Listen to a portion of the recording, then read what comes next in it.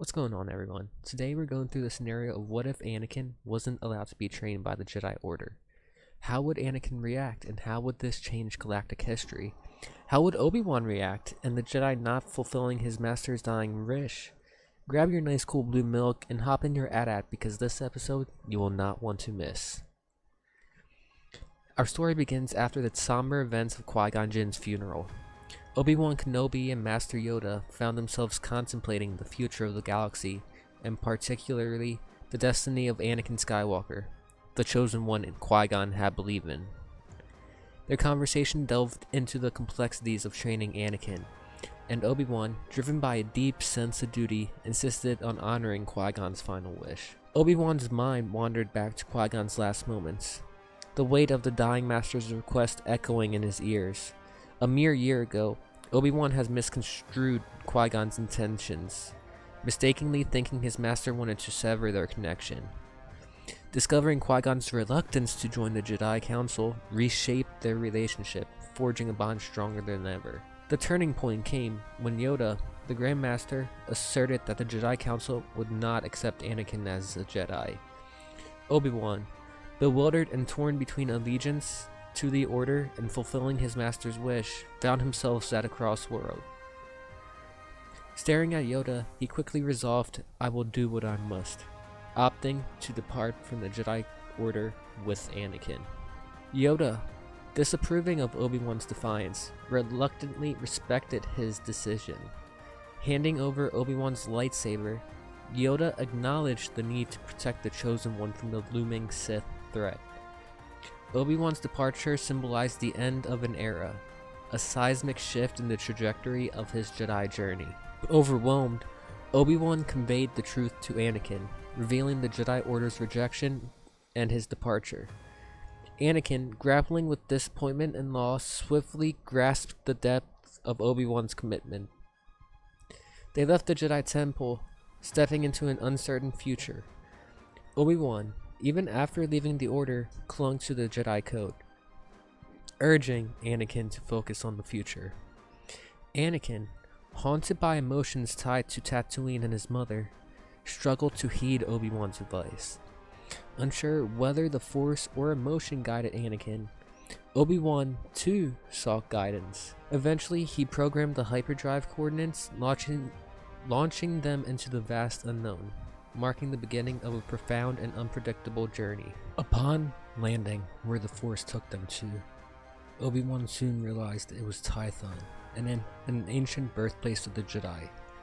Obi-Wan soon found himself surrounded by the dense foliage that enveloped the old Jedi temple that was on-world. The connection to the light side of the Force emanated from the very stones beneath his feet. Choosing a spot a considerable distance from the temple, Obi-Wan established a campsite nestled within the embrace of the ancient forests. As the sun dipped below the horizon, casting a warm glow on the temple's weathered stones, Obi-Wan's mind drifted into the introductory lessons of the Force, contemplating how to impart this knowledge to Anakin. He envisioned days filled with basic meditations, guiding the young Padawan to feel the Force flowing through him. Once Kenobi deemed Anakin proficient in the lesson, he'd seamlessly transition to the next, building a foundation rooted in the ancient teachings. While not training Anakin, Obi-Wan was out exploring the abandoned temple. He discovered relics of the past, ancient holocrons and dusty books, each holding fragments of forgotten Jedi wisdom. Though not extravagant, these findings became invaluable resources for both master and apprentice as they navigated the uncharted path of Anakin's training. Quickly realizing Anakin's insatiable thirst for adventure, Obi-Wan often returned from the temple to find his Padawan gone, lost in the wilderness. Initially frustrated, Kenobi soon realized Anakin's unconventional approach to the Force. Retaining the attributes of his youth, Anakin resisted the typical constraints of a Force user, forcing Obi-Wan to adapt and mold his training methods accordingly. Around 6 months into their journey, Obi-Wan dedicated a night to crafting an elaborate obstacle course deep within the forest. Designated to fuel Anakin's adventurous spirit, the course allowed for continuous modifications, provided Anakin used the Force to discern its ever-changing layout. This dynamic challenge not only engaged Anakin's mind, but also provided a new perspective on understanding the Force. When Obi-Wan unveiled the obstacle course to Anakin, the young Padawan's eyes lit up with excitement. The mundane routine of meditation and stillness was replaced with a liberating opportunity to learn and explore freely. The forest echoed the sounds of Anakin's newfound enthusiasm, marking a significant win for both mentor and apprentice on their shared journey on the magical light side world. As the passage of time unfolded on Tython, Anakin's growth in the Force and skill accelerated at an astonishing pace. Liberated from the rigid confines of the Jedi Order, Anakin reveled in the freedom to be himself, a luxury he would have been denied within the structured confines of the Order. The lush landscapes of Tython and visits to other planets bathed in the light side of the Force became the backdrop for their unconventional journey. After spending a couple of years exploring the mysteries of the Force on Tython and traversing various other planets, the duo set their sights on Ilum, a sacred pilgrimage site for Jedi seeking their lightsaber crystals. Despite lacking the necessary parts to construct a lightsaber, obtaining the crystal marked a significant milestone in Anakin's training, albeit one that departed from traditional Jedi practices. At the age of 13, Anakin confronted his biggest fear within the icy caverns of Ilum, only to be met with a vision that transcended the ordinary. In the depths of the darkness, mechanical breathing echoed, sending shivers down Anakin's spine. The room pulsated with an ominous red glow, and suddenly, the impressive sound ceased. A figure clad in a black suit materialized before Anakin, cautioning him with a cryptic message. Do not make the same mistakes the mechanical breathing returned, as I once did. In an instant, everything vanished. Anakin turned to find his lightsaber crystal buried in the snow. The vision left an indelible mark, with the crystal now revealing an unusual shade of blue, a dark, oceanic hue, distinct from the familiar purples and vibrant blues of traditional Jedi lightsabers. Exiting the caverns, Anakin met Obi-Wan, who was deep in meditation within the ship. Anakin eagerly shared the tale of his vision and the newfound dark blue crystal. Confusion marked Obi-Wan's expression. This was unfamiliar territory. A dark blue crystal was a deviation from the conventional Jedi lore, leaving Obi-Wan grappling for an explanation. His only response to Anakin's inquiry was a cryptic acknowledgement of the Force's mysterious ways, a testament to the ever-holding enigma that guided their unorthodox journey.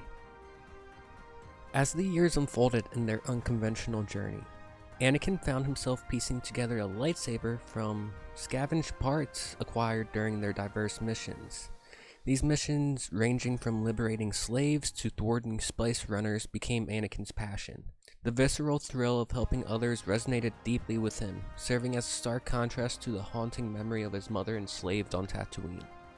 Anakin's fervor for these missions mirrored his desire to create a sense of familial love for others, as he yearned for the connection he felt with his mother. The love he aimed to share elevated the time spent away from the Jedi Order, reinforcing his commitment to making the positive impact in the galaxy. Meanwhile, Obi-Wan, the ever-vigilant Jedi, monitored the unfolding galactic politics. Anakin, on the other hand, detested the intricacies of politics, finding them tedious and stifling. The emergence of the separatist movements, fueled by the enigmatic ex-Jedi Dooku, who was Obi-Wan's master Qui-Gon Jinn's mentor, raised alarms. Obi-Wan, foreseeing the brewing storm, had honed Anakin's fighting style into an unpredictable force, concealing their next moves even from Kenobi himself. The master and apprentice soon felt darkness looming over the galaxy, and Anakin's visions of his mother's impending death added a layer of urgency. When Anakin approached Obi-Wan, expressing the need to save his mother, Obi-Wan considered invoking the Jedi adage that the Force is always in motion. However, knowing Anakin's unconventional nature, after nearly a decade together, he understood that such wisdom wouldn't resonate with his Padawan. Instead, Obi-Wan smiled and directed Anakin to board the ship, conceding to his apprentice's plea to rescue Shmi on Tatooine. Though Obi-Wan didn't anticipate significant danger for Shmi, he recognized Anakin's lingering emotional ties and the doubt that lingered since his own freedom while his mother remained enslaved. The decision to liberate Shmi became a pivotal moment, a manifestation of the intricate bond that had developed between master and apprentice over the years. As they ventured towards Tatooine to confront the shadows of the past and shape the uncertain future. Embarking on the arduous journey to Tatooine, the duo soon learned that Shmi Skywalker had been purchased and was residing with a moisture farmer in the Dune Sea. Eager to reunite with Shmi, they proceeded to visit the moisture farm, only to be met by the farm's owner, Cliegg Lars. His words delivered a disheartening blow. They discovered that Shmi had been taken by Tuskens mere days ago. Undeterred, the former Jedi, alongside Cliegg Lars and a reluctant C-3PO, joined forces to assemble a hunting party and ventured into the harsh expanse of the Dune Sea. The quest led them to interact with Jawas, deciphering every clue that might lead them to Shmi. Over the course of 2 days, the group, determined and resolute, finally located the Tusken camp.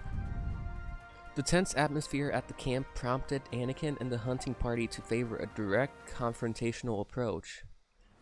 However, Obi-Wan, with a disapproving look, halted Anakin, emphasizing the dangers of letting attachment cloud their judgment. Instructing the hunting party to remain on standby, the 2 Jedi and C-3PO cautiously approached the Tusken camp, with the anxious protocol droid muttering predictions of doom. Negotiations commenced with the Tuskens, challenging the preconceived notions of the Jedi and the hunting party. Often seen as ruthless raiders, Obi-Wan revealed to Anakin that they were nomads, with a lifestyle not dissimilar to the Jedi, surviving through trade and territorial defense. Lacking advanced technology, they thrived in a harsh environment, exhibiting a resilient way of life. As the Tuskens soon realized that the Jedi posed no threat, they lowered their weapons, allowing negotiations to unfold. A deal was soon struck, in exchange of the prisoner for one of the Jedi speeders along with a couple rations of food and water. To the Tuskens, these offerings were a considerable wealth, sealing the agreement. Shmi, spared the severe torture seen in Attack of the Clones, was released. Anakin and Shmi shared a heartfelt reunion, their emotional connection palpable. The journey back to the moisture farm, now more crowded, carried the weight of a triumphant resolution. The events on Tatooine unfolded as a testament to the complexities of the galaxy, challenging preconceptions and highlighting the importance of understanding beyond surface judgments. The homestead on Tatooine welcomed the 2 former Jedi, providing a respite that Anakin hadn't known for years. The reunion with his mother, Shmi, became a sanctuary for him, grounding him in a world where hope radiated. This familial connection offered strength to Anakin. During one breakfast, the tranquil atmosphere was shattered as Obi-Wan rushed into the kitchen, urgently beckoning Anakin. "You need to see this," he insisted, leading them back to the ship. An urgent distress call from Kit Fisto, a Jedi Master on Geonosis, unfolded on the ship's holographic display. Fisto had uncovered a plot but was abruptly cut off after engaging in a deadly confrontation with Geonosians. The distress call, broadcasted locally due to communication limitations, reached Anakin and Obi-Wan in the Outer Rim. Their shared glance conveyed an unspoken understanding. They were no longer Jedi, but the call for help echoed with the familial pull of the light. They decided to go to Geonosis, and on their way, they contacted the Jedi Council, finding only Yoda and Windu remaining. Apologizing for the abrupt re-entry into their lives, Obi-Wan briefed them on Fisto's distress call, emphasizing the need for assistance if the situation was as dire as Fisto suggested. Yoda expressed gratitude for the information, assuring them that all the best Jedi would be sent to aid. The transmission ceased, leaving Obi-Wan and Anakin in a contemplative silence. Obi-Wan, Acknowledging the impending challenge, advised Anakin to prepare and to trust in the Force. Anakin, displaying a cocky shrug, masked the underlying fear. While accustomed to facing Danes and pirates, the prospect of a separatist plot in the Outer Rim was an entirely different league, even for Anakin. The ship descended onto Geonosis, the dry, dusty surface unfolding beneath them. Hot winds swept across the barren landscape as they navigated towards the coordinates from Fisto's distress call. The aftermath of a fierce battle greeted them, and as they explored the area, they stumbled upon Fisto's abandoned lightsaber, lying on the ground like a silent witness to the mysterious events that unfolded on the desolate planet. Anakin's senses heightened as a palpable disturbance echoed through the forest. Obi-Wan, ever composed, reminded him of the need for caution as they followed the clues left by Fisto. Unearthing a concealed entrance led them to the labyrinth tunnels beneath Geonosis, a daunting path towards the heart of the unfolding mystery. In the dimly lit underground passages, remnants of battle droids and signs of struggle painted a grim picture. Anakin, with his unease mounting, gripped at his newly crafted lightsaber, the dark blue crystal humming with power. Obi-Wan, perceptive as always, noticed Anakin's growing apprehension and counseled him on maintaining emotional control, even of his fears. The duo pressed deeper into the tunnels, discovering a clandestine separatist facility. Fisto's uncovered plot unfolded before them.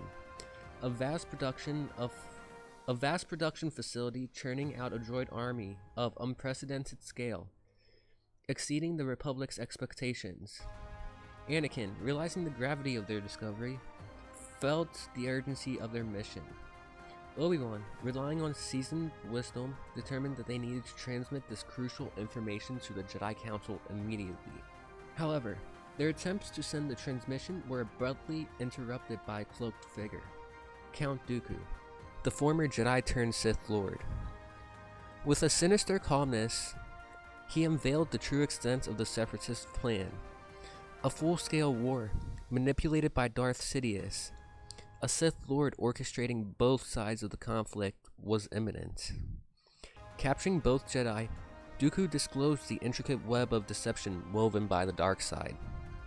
The revelation struck Obi-Wan with a pang of disbelief, grappling with the respect he once held for Dooku. Anakin, however, stood on the precipice of doubt. Was Dooku betraying his master's plan, or was this just a web of lies? Anakin couldn't decipher Dooku's motives. As they teetered on the edge of the unknown, uncertainty hung in the air, casting shadows on the unfolding events of Geonosis. In the grim aftermath of one-sided negotiations with Count Dooku, where the ultimatum of join or die hung heavily in the air, the former Jedis found themselves sentenced to death. The warm, eerie ambience of the Geonosian arena awaited their presence, where Kit Fisto was already being secured onto a platform. Fisto, upon realizing that someone had responded to his distress call, initially brimmed with relief until the cruel truth struck him. They were not saviors, but captives about to face a brutal end, same as him. The beasts were unleashed in the arena, formidable and hungry for blood. They were unleashed upon the Jedi trio. Miraculously, Anakin, Obi-Wan, and Kit Fisto defied death, evading the monstrous strikes with the dance of evasion.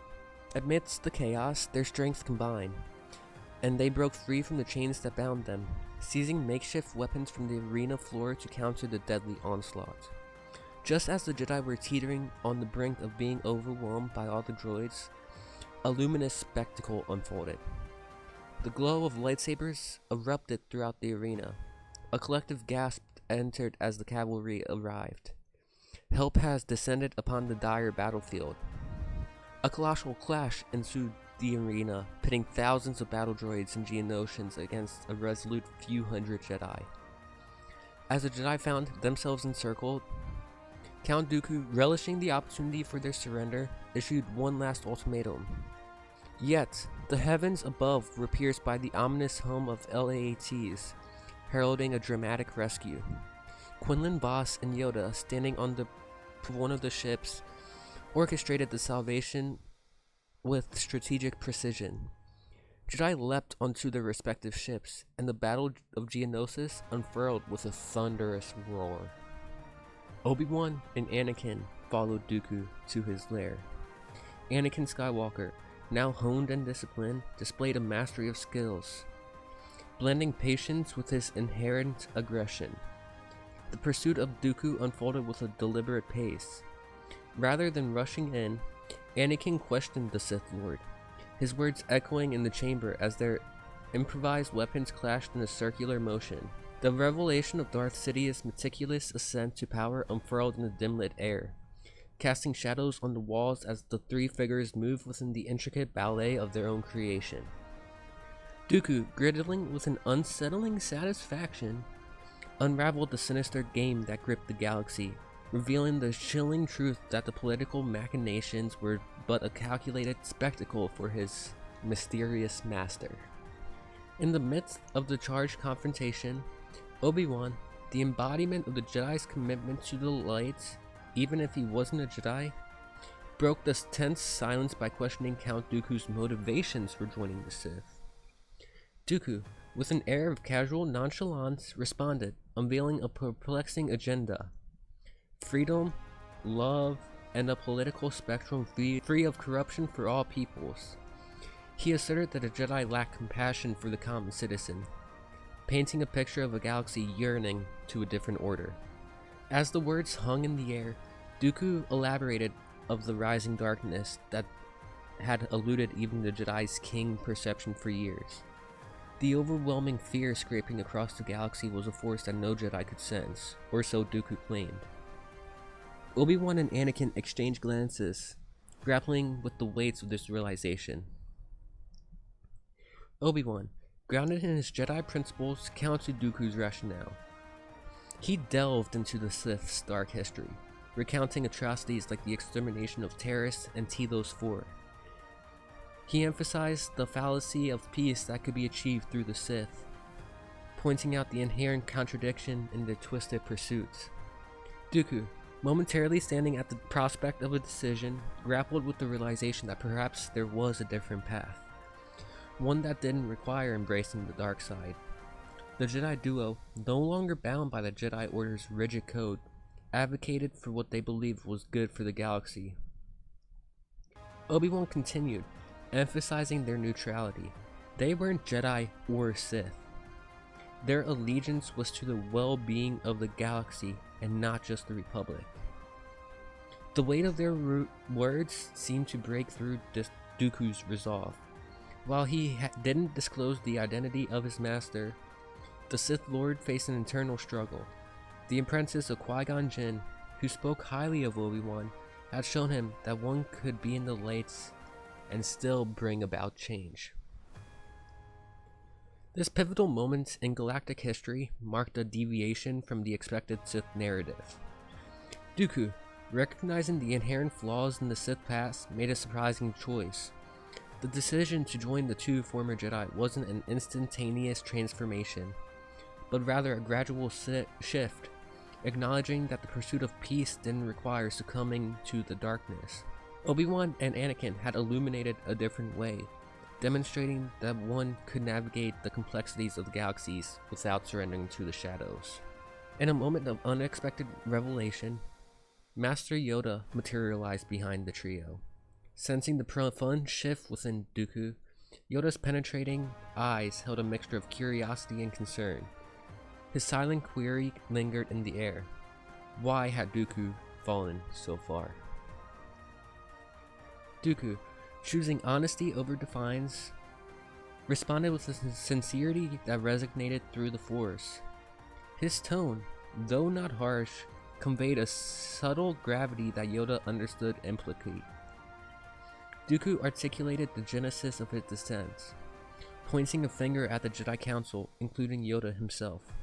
He elucidated how the Council, led by his former master, had grown complacent and detached from the very people they were meant to protect. The looming darkness eluded their perception, and the Jedi had become a security force for the rich and powerful, mired in corruption. Dooku's quest for change had driven him down the path he thought he could achieve, what the Jedi, blinded by their own failures, could not. Yoda absorbed the revelation, and a palpable heaviness settled upon him. The stark truth, though painful, held an unassailable weight. Dooku's words struck a chord deep within Yoda's wise heart, breaking through the illusions of the Jedi's self-righteousness. Qui-Gon Jinn, if alive, might have urged change, but in his absence, the council remained stagnant. All Yoda could do was stare at the ground, grappling with the realization that he failed to see the impending darkness and act upon it. Regrets and a sense of responsibility burdened the diminutive Jedi Master. Dooku, having laid bare his convictions, agreed to join the former Jedi in their pursuits. As he departed towards the awaiting ship, Yoda, Anakin, and Obi-Wan stood in silence. A subtle nod from Yoda signaled acknowledgments and respect. He recognized that the ones no longer bound by the Jedi Order were the catalysts for change. Yoda, who once sought to eradicate the Sith, now understood the need for a different approach. The trio of Jedi and former Jedi shared a knowing look, understanding that the path ahead required more than dogmatic adherence. Yoda, contemplating the essence of the lights, realized that purity and freedom from fear were paramount. The emergence of the Sith had stoked his own fears, prompting Yoda to reevaluate the Jedi's purpose. As Dooku entered the ship, awaiting the company of Obi-Wan and Anakin, the trio remained on the precipice of transformation. Yoda, having glimpsed the flawed foundation of the Jedi Order, acknowledged the necessity for change if the Order was to endure. The journey ahead would demand a departure from the rigid dogmas of the past and a rekindling of the true essence of the light. Parting ways with Master Yoda, who acknowledged the growth within both former Jedi, they exchanged wishes of good luck, and with a whispered reminder that the Force would guide them from Yoda, they embarked onto Dooku's ship. Dooku, a newly found ally, dropped them off at their own ship, posing the question of where he should go next. Although the prospect of bringing a former Sith into their fold initially raised skepticism, Obi-Wan and Anakin had to lean on their trust in the Force. Sensing no lingering darkness in Dooku, they decided to take the risk. However, just before departing, Anakin seized the opportunity to unravel a mystery that had lingered in the shadows. He inquired about the identity of the Dark Lord Dooku had alluded to, the puppet master orchestrating the events behind the scenes. Dooku's response sent shivers down the spines of both Obi-Wan and Anakin, revealing a chilling truth that resonated in the core of their being. Darth Sidious is Palpatine, Dooku said. The revelation cast a haunting shadow over their perception of the galaxy's political landscape, intertwining the sinister Sith with the highest echelons of power. Realizing the gravity of the situation, they came to the unanimous conclusion that divulging this crucial information was imperative. Dooku, however, harbored deep reservations about entrusting the Jedi Council with their revelation, given their skepticism and reluctance to grasp the broader context, especially coming from a former Sith.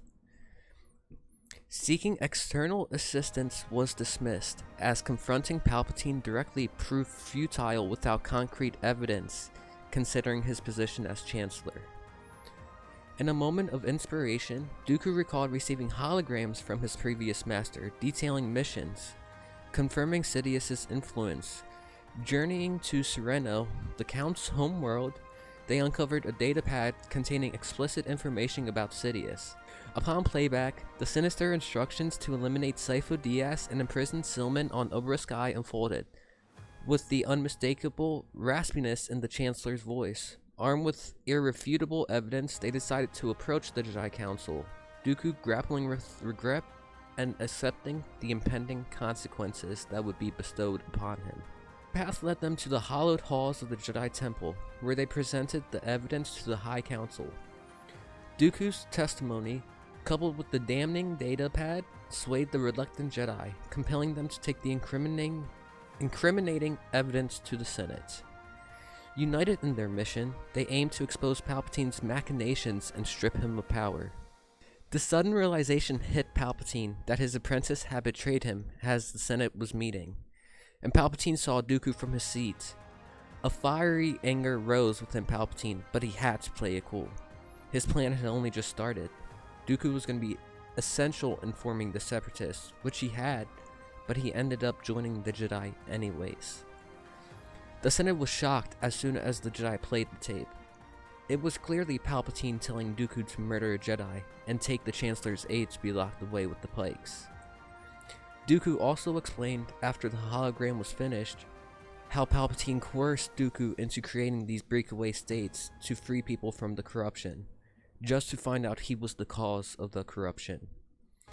The facts went against Palpatine, and seemingly, before Palpatine could react, he already had a vote of no confidence called upon him.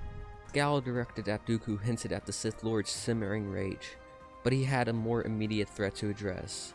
Sidious unleashed a barrage of force lightning at Dooku, who seems defenseless until a green lightsaber materialized, deflecting the deadly bolts.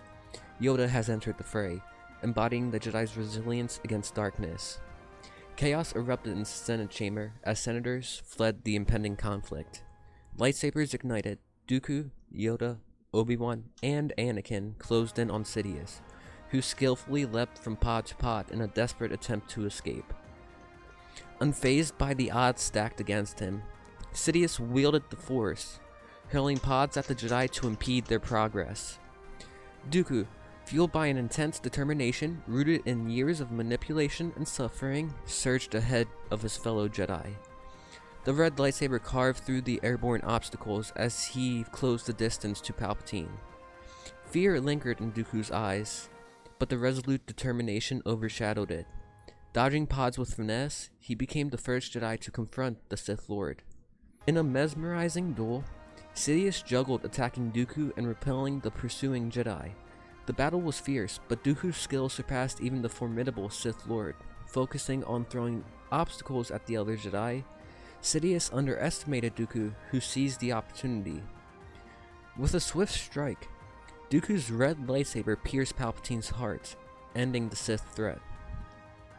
The Jedi, reaching a pinnacle, believed the Sith were eradicated, unaware of the looming shadow waiting to unfold. Dooku, having played a pivotal role, stood as a symbol of justice, prevailing over the machinations of the dark side.